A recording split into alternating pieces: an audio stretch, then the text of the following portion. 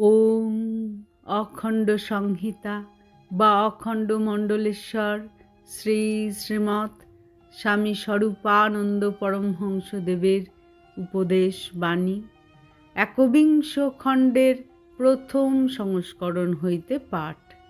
পৃষ্ঠা সংখ্যা 125। গুরুর গুরুত্ব। গুরু যখন দীক্ষা দেন তখন প্রকৃত প্রস্তাবে আত্মদান করেন।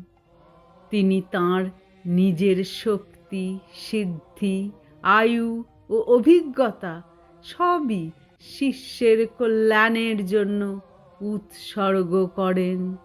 তিনি তখন নিজের জন্য কোনো স্বার্থ, কোনো বাসনা, কোনো বিশেষ সুবিধা লাভের অভিপ্রায় মনে মনে পোষণ করেন না। এই জন্যই চিরকাল তিনি ওজনে গুরু, ব্যক্তিত্বে গুরু, আচরণে গুরু থাকেন। এমন নিষ্কাম নিঃস্বার্থ গুরু যদি পাও, নিঃসংকোচে দীক্ষা নিতে পারো।